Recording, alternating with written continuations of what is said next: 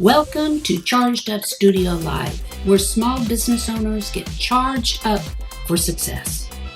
Are you a small business owner? Do you find yourself struggling through the many responsibilities that come with the title entrepreneur? Well, we're here for you. Charged Up Studio is hosted by Market Atomy LLC, your prescription for what we call OPA. What is OPA? It's when you become so overwhelmed with the confusion that comes with business ownership that you become paralyzed and ultimately avoid doing anything in hopes it will take care of itself, or you put it off till later. Does that sound familiar?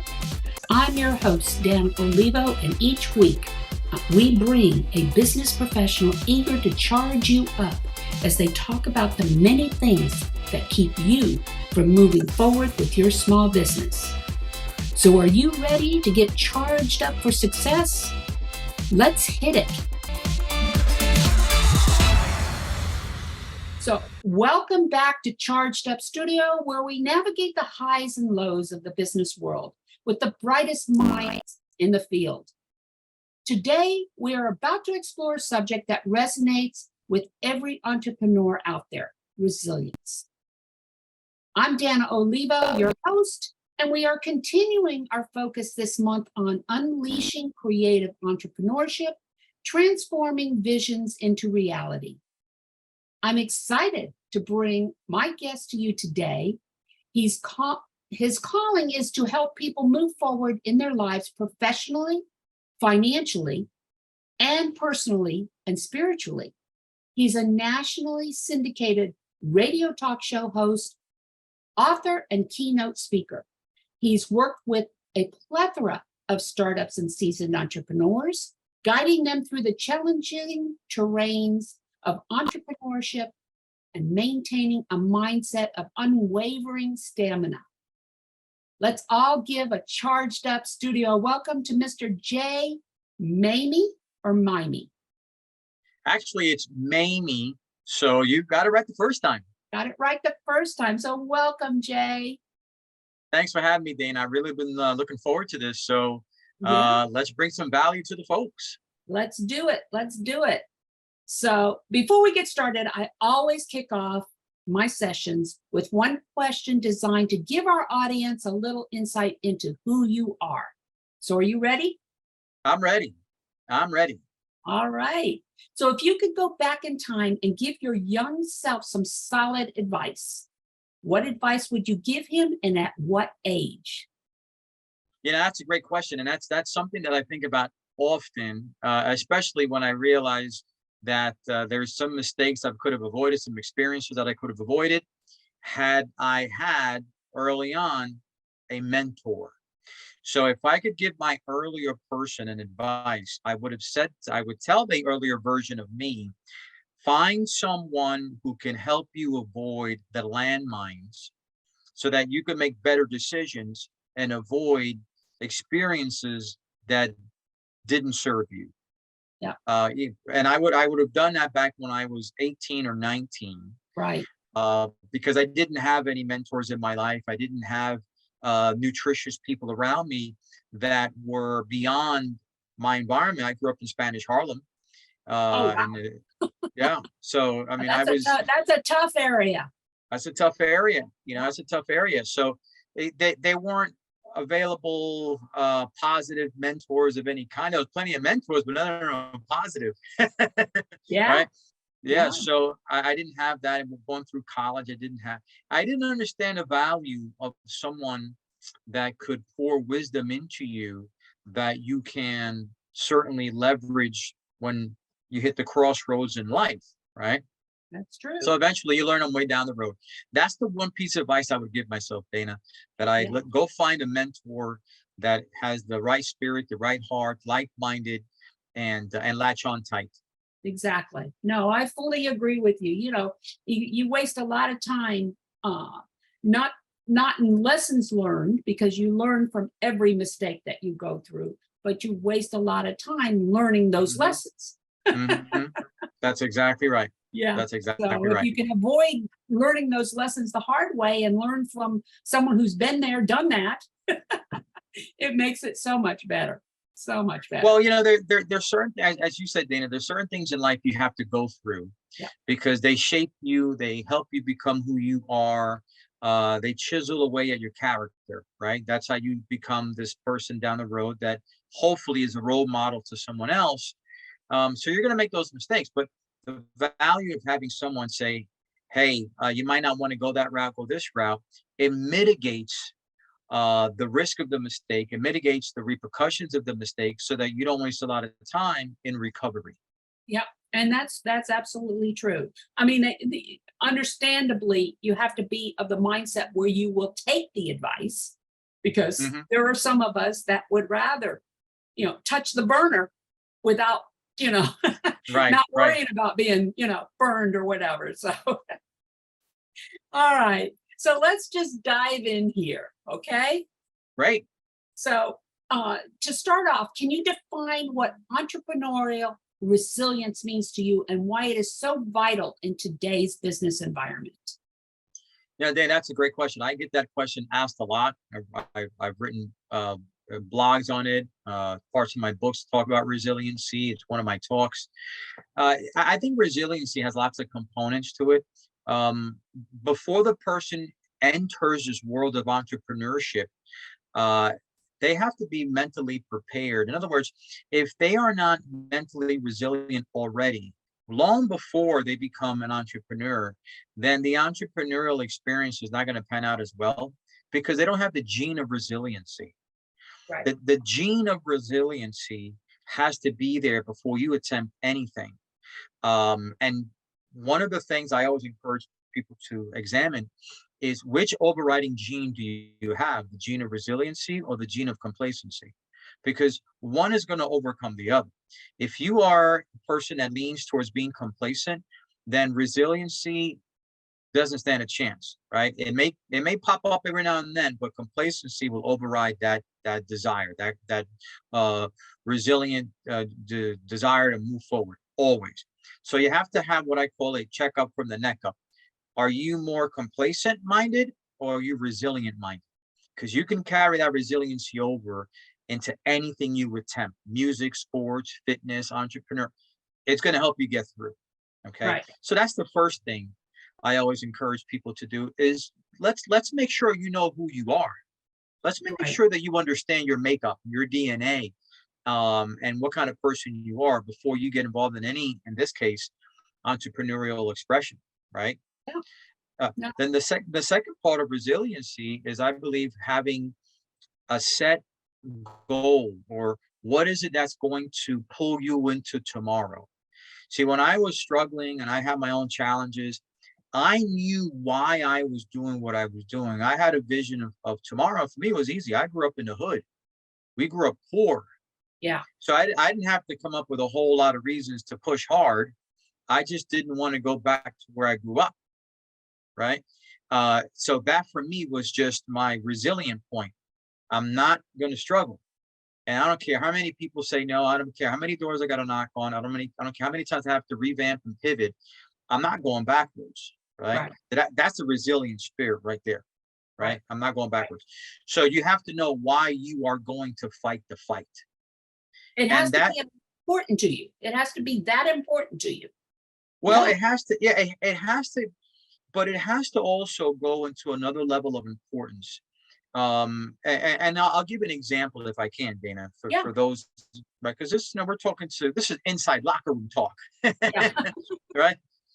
So oftentimes when I do sales coaching talks to sales groups, which is usually the arena that I'm in, I ask them, if you, those that are struggling with making more contacts, making more phone calls, getting more business, getting more sales, I ask them, if you got a phone call in the middle of the night and you've got what you think are your kids in the room next door, and on the other side of that phone, all of a sudden there's a deep, dark, scary voice that you're not supposed to get phone calls like that at 3 o'clock in the morning.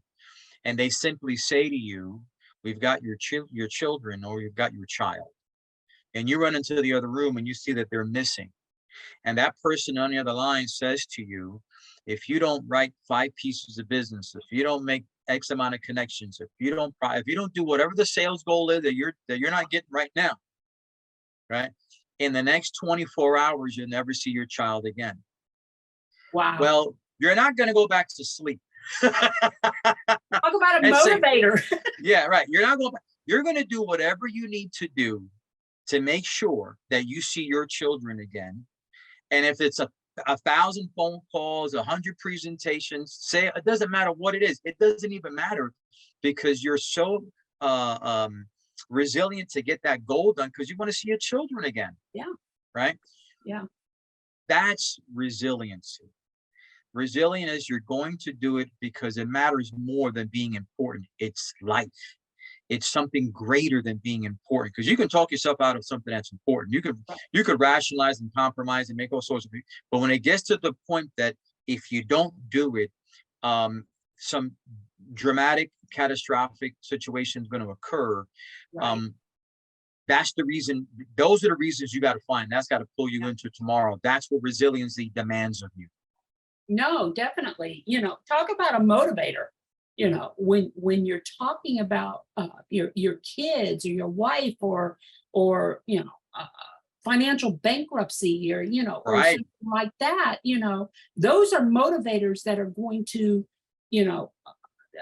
really put that pressure on you to succeed, That's right.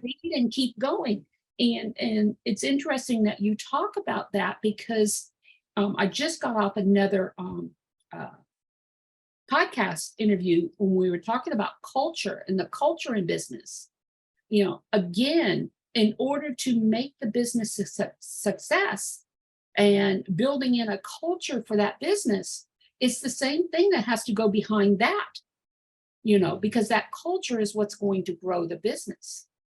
Absolutely. And if you can't get your employees motivated to that sense, then you're beating your head against the wall. So yeah, very interesting. Yeah, talk about when you talk about kids, I can relate to that. I can relate to that. Right. I mean, who can't? Right. I mean, that's your most precious treasure. Right. And when you start a business, you've got to have that mindset. Because you are going to hit those roadblocks. You're going to hit those, those hurdles that you're going to have to overcome. And as a strategist, when I work with my clients, you've got to anticipate them before they happen. Correct. You've got to be looking ahead and paying attention to what's going on around you. And when you're so busy in your business, you're not paying attention what's going about your business. You're going to hit those roadblocks. That's exactly what's happened in 2008 with our recession back then and the architectural engineering construction market. They were completely blindsided. COVID completely blindsided a whole bunch of companies. So if you can't anticipate what could happen and have a mitigation strategy for maneuvering that, and this is where you're talking about that resilience, that no matter what, I'm going to get through this. One of the components about resiliency is, as you just mentioned, you have a backup plan, right? Yeah, throwing in the towel is not a backup plan. No. So if COVID occurs, a pandemic occurs, a market crash occurs, yeah, things are going to get rough. And it may very well call for you to now implement the backup plan, right? Because some way, somehow, you're going to make it, whether it's the original plan or the backup plan. Resiliency forces you to say, let me work on a backup plan. And that's where you just, in most companies, you can have somebody who is resilient to an extent, but they don't have that backup plan. So when they run into some tough time, they throw in the towel. Right. Good No, point. that's true. That's true. And that's why we have what many call serial entrepreneurs. They try, they fail. Right. That's right. Serial. That's right. Using the lessons learned from the first time, and think, I mean, I've been an entrepreneur 3 times over. This is my 3rd time. What I learned in the first 2 times told me what I did wrong and didn't know what I didn't know. Hmm. So now you move forward with the lessons learned. So let's talk a little bit about the intentional cultivation of the mindset.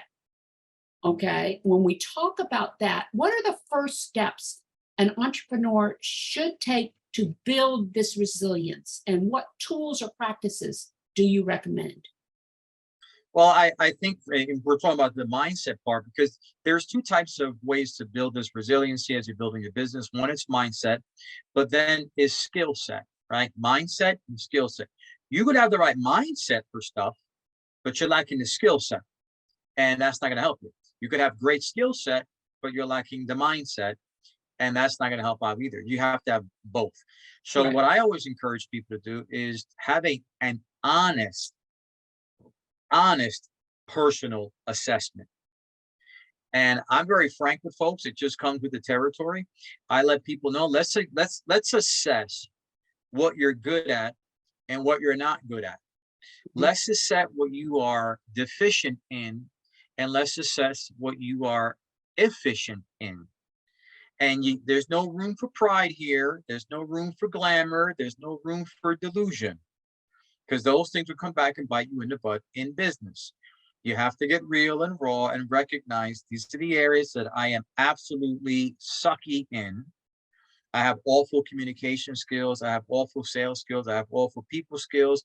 I don't have the right resource. I don't have the right coaching. I don't have a compass. I don't have anything that gives me a way to be accountable to anybody. I'm deficient in these areas. Okay. But I'm pretty good in these. Right. That's the first step. Personal introspection, number one. Number two is then implementing whatever it is that you are given as instruction Mhm. to improve those areas of deficiency. You and I have worked with many people over the years, right, Dana, where you identify the deficiencies, you identify what's wrong, but they don't take the action necessary Right. to implement the advice, Right. right? Right. And you can't force them to. You can't. You Yeah. can't. I did a workshop in New York about a month ago, and I think you'll appreciate this because it speaks to what we're saying. Yeah. So I had a bunch of real estate investors in the room, and I started off by giving people the Jay Maymi intro, which is always right between the eyes. But And then I hug sometimes them and that's love the them best, afterwards, right? that's the best approach. Yeah. It's right between the eyes. I'm not sugarcoating it, but I have humor, I have fun, and people know I do it in love, right? Yeah. But I said to them, guys, there's a difference between knowledge and wisdom. Today, you're going to get a lot of knowledge on like financial concepts. But if you walk out of here with knowledge, you're no better than you showing up, because there's a difference between knowledge and wisdom. Wisdom is the application of it. When somebody is wise, is because they've learned something and they've applied it. Right. Learning for the sake of learning, knowledge for the sake of knowledge, information for the sake of information is not going to help you until you implement it. Right. That's good.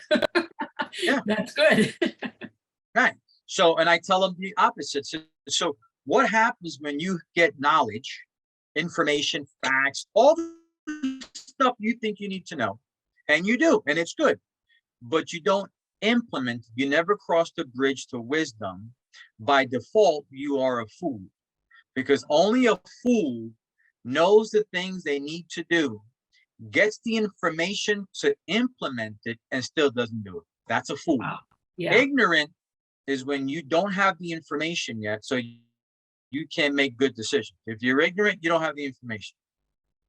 Wow. Yeah. No, Okay. that's good. That's good. Yeah. No, definitely. It's interesting. I love the what you say, the difference between wisdom and knowledge. That was something that was introduced to me, many years ago. And, you know, that's the difference between what you learn in school and what you learn on the job or out in the environment. You know, you can learn book smarts. You can get everything you need from school. I went back to school after my first 2 failed businesses, and that's where I learned What I didn't know about running a successful business.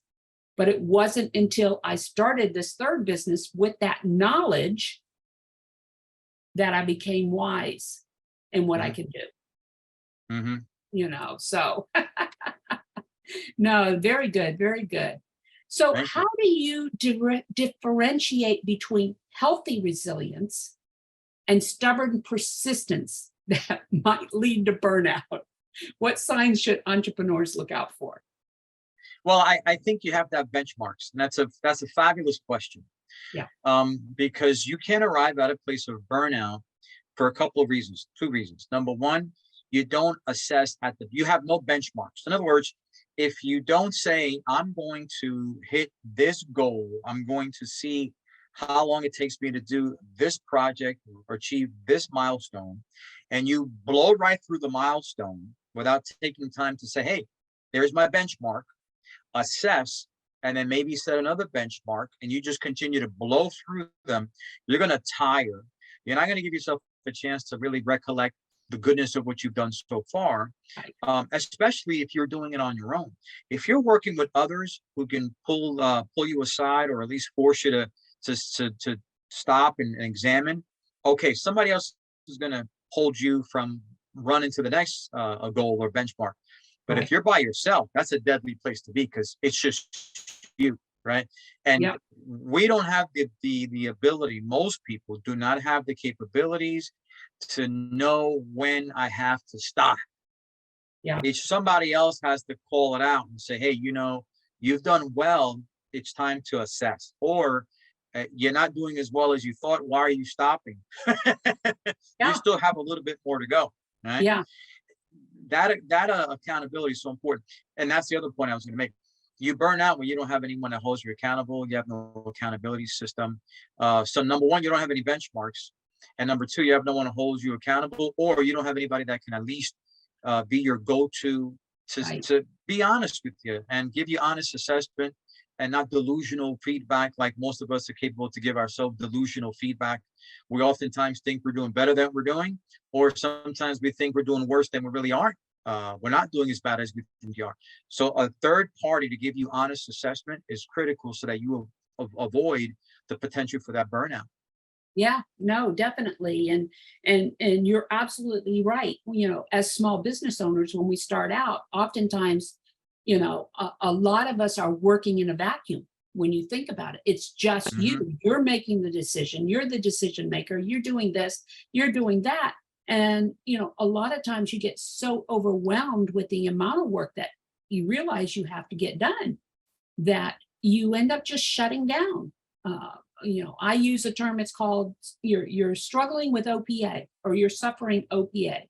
And that's when you become so overwhelmed with the amount of work that you need to do, that you become paralyzed because you don't know where to start, what to do first, what to do next. And so you tend to avoid doing anything, hoping it's going to take care of itself, or you'll take care of it later, procrastinate.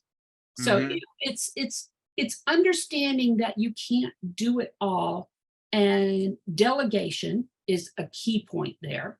Understanding that you don't have to do it all, but bringing in those coaches and mentors, Correct. that is critical. Having that system in place to where you can bounce your ideas and your thoughts, and off somebody else that can give you some solid advice on what you should be doing next. Absolutely. you know That's so critical. Absolutely yeah, critical. yeah, no, definitely. So in your experience, how has the pandemic or other global events impacted entrepreneurial resilience? Okay. Well, yeah, I experience that all the time, and now, a year after the pandemic sort of subsided and people are back to normal, um, that's when I can see the changes. So what I believe the pandemic did for those that are resilient, it forced them to pivot. It Exactly. forced them to pivot. It Yeah. forced them to, like I said earlier, not throw in the towel, but start working on a backup plan if they didn't have one, or exercising the backup plan. Right. But there's one thing for people, Dana. that I don't think a lot of people oftentimes know of themselves, don't give themselves credit because they're never put in a position. But there is a different level of thought when you go from a sense of urgency to a state of an emergency. Exactly. you operate differently, right? Yes. Everything's a sense of urgency, and you operate at a certain level of understanding, knowledge, resiliency, academics. They allow you to operate in that mode. But the minute it becomes a state of an emergency, all of a sudden you think differently. All of a sudden you exercise muscles you didn't have before. All of a sudden you pull out resources out of somewhere that you didn't realize they were there. Yeah. Because it's a whole other ball game. Yeah. Right. And But the pandemic. Yeah. Go ahead. What COVID did was it forced those to go from a sense of urgency thinking and mindset to a state of an emergency. And those that did and pivoted and reinvented and rebranded and reinvigorated and recreated are still here today, better than they were before. Right. And I think I want to add on to that, and correct me if I'm wrong, okay? Mm-hmm. As a strategist, I'm going to be pushing this, being able to look ahead. If you have a strategy in place, okay, it's easier to make that pivot than it is if you are acting in the moment without any plan in place. A perfect example is, as just like you, as a consultant mentor, when COVID kicked in, all live events stopped. Okay. But because of the fact that I had a strategy for my business, a long-term strategy for my business, and part of that strategy was I wanted to ultimately introduce an e-learning system for those small business owners that could not afford my mentoring and consulting services. And so what I did was, business had stopped. What am I going to do? Well, I turned around and started developing and spent the next 21 months building this e-learning system. And the thing is looking ahead and then taking advantage of the market times and what's happening in the industry, and really taking advantage of how you can pivot to take advantage of those opportunities that is presenting is critical. And even if it's an emergency situation and you are having to pivot, at least you have some kind of a roadmap to go by. Would you agree with that? I totally would agree with that. And the last word you said is critical. The last phrase, a roadmap. A roadmap, right? Yes. Anyone who's serious about pursuing any level of success is delusional if they think they're going to arrive without a roadmap. Right. Right. Just winging it is not a strategy. Yeah. No, that's exactly and prayer is for church. That's exactly it. That's exactly it. So how can organizational leaders foster a culture of resilience within their teams? Well, I think you have to use role models. Let me give you so my background in psychology, I understand the way the brain works. And behavioral sciences, that's my background, consumer behavioral sciences. So people tend to do what others do. They tend to emulate what others do. So if you have someone that is in a group setting, right? But a group setting could be 3. It doesn't have to be 300, it could be 3. It could be your own house, right? If you have one person that is exhibiting lazy, complacent, just getting by person, gives up quickly, and that person, if that doesn't get called out, then by default others will see that as being okay. Not that you beat people up or you're nasty or mean to them, but if someone is doing something not healthy, you point out in a very respectful way that the habits of that person probably is not going to get that person very, very far. And anybody else who exhibits the same habits probably isn't going to get very, very far. So you take the stuff that's negative, a person, and again, in the corporate setting, whatever bad habits they have, whatever lack of resiliency habits they have, you showcase them in a way that it makes that person aware that chances of you succeeding are slim, but it also sends a message to the others. You don't want to be like Jack. Yeah, You don't, no, but definitely, then, definitely. but then you look at Phil, and Phil gets to work early. Phil accepts the challenge. Phil stays late. Phil's close next in line for a promotion. Phil's making a little bit more money. Phil doesn't give up quickly. Phil, and that's the attributes that you highlight and you promote. So you lift both people up, but one of them, most people are going to realize, I want to be like that one. I don't want to be like the other one. Yeah. And Yeah. in a corporate environment, you've got both of them. You've got the Phils and you got the Jacks. Yeah. Right? Yeah. If you're a good leader, you'll know how to maneuver the conversation where Phil is highlighted and Phil is the role model to be emulated. Jack is highlighted, but also it helps people understand Jack is not who I want to be like. I understand Jack. Yeah, they talked about Jack, but not for the good reasons. Yeah. Okay. Yeah. So No, it's about having balance and promoting what you expect your people to showcase. excellent. Excellent. So can resilience be measured? It can't. Look, I'm a developer of sales groups, right? And I have my own company. I have my own salespeople. One person, they have the same product, same 24 hours a day. It rains for one, it rains for the other. Yeah. When I was in New York, when it would snow, it wouldn't just snow in the Bronx and everybody else is sunny. If it snowed in Queens, it snowed in the Bronx, it snowed everywhere. So why is it that you'd have two people, and this is the financial services business that I have, Right. two people, they both speak English, they both are in their right mind, it's snowing, I get it, but a week later, one has more production than the other. How's that possible, right? So can you measure resiliency?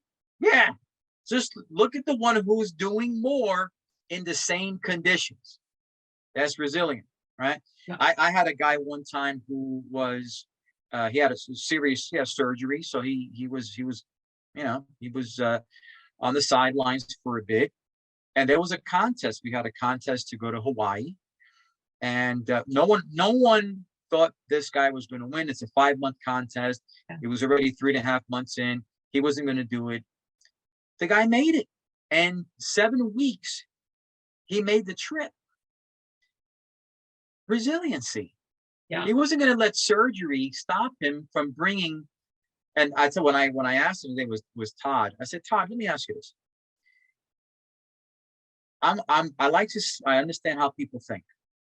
So you're laying up in bed, you've got a pretty serious surgery. The last thing you're thinking about is prospecting for financial services sales, right? I get that, but here you come out of the gate, barely recovered.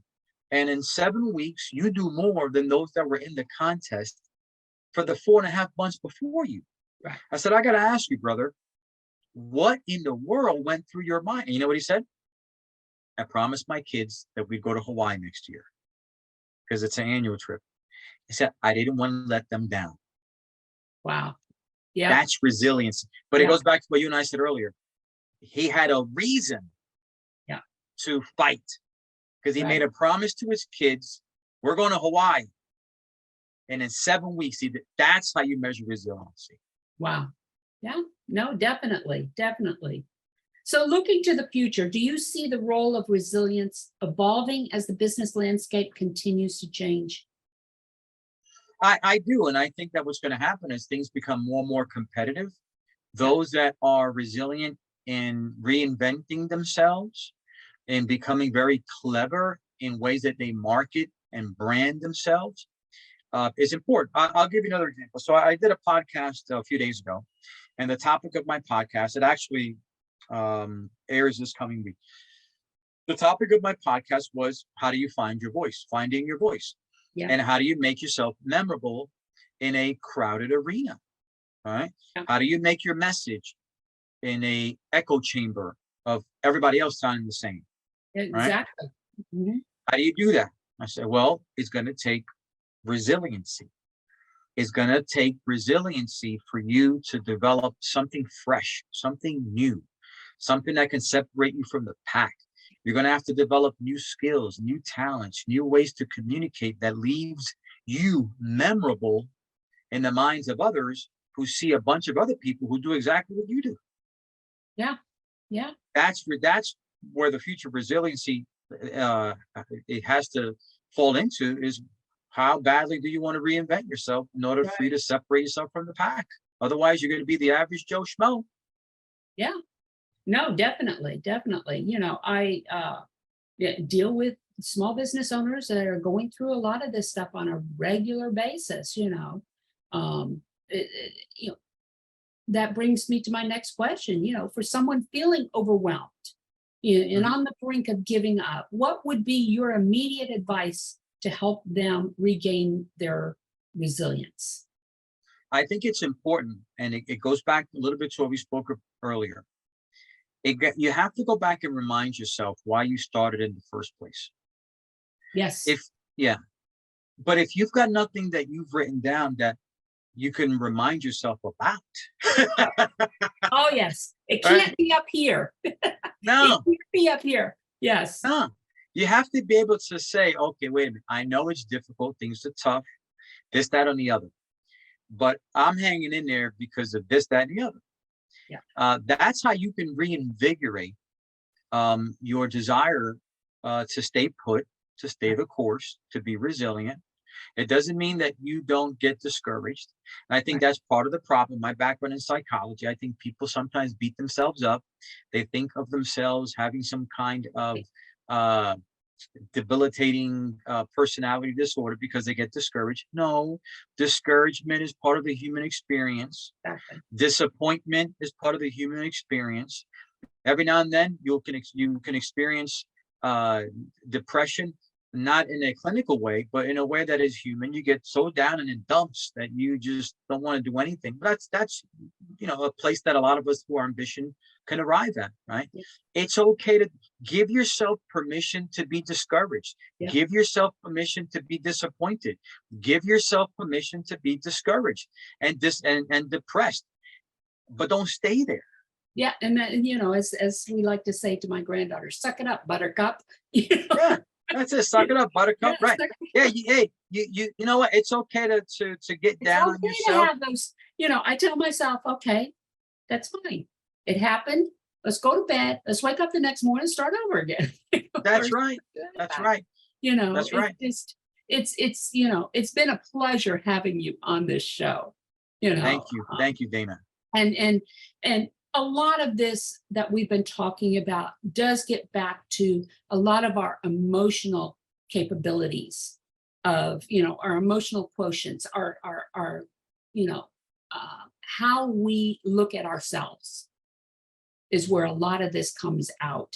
And if we can't look at ourselves and accept our limitations or learn to get past our limitations, like you said, you're a psychologist, you know all of this, Hmm. but our audience members out there don't, That's right. and they need to understand that, there's a reason that you are hitting those brick walls. You need to find out what is that underlying reason. With me, I found out early, not long ago, even.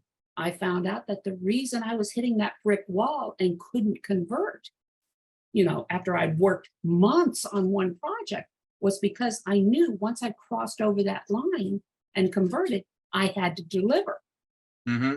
okay, and receive the rewards for what I had worked for.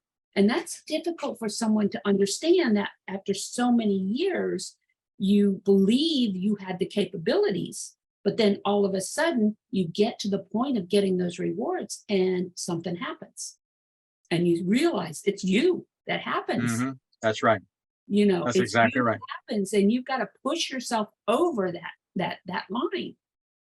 And that's what we as entrepreneurs need to understand. We're all the same. We Hmm. all have those mental blocks, those limitations, and unless we can understand them and push through them, we're going to always have those challenges that are going to beat down our resilience. That's right.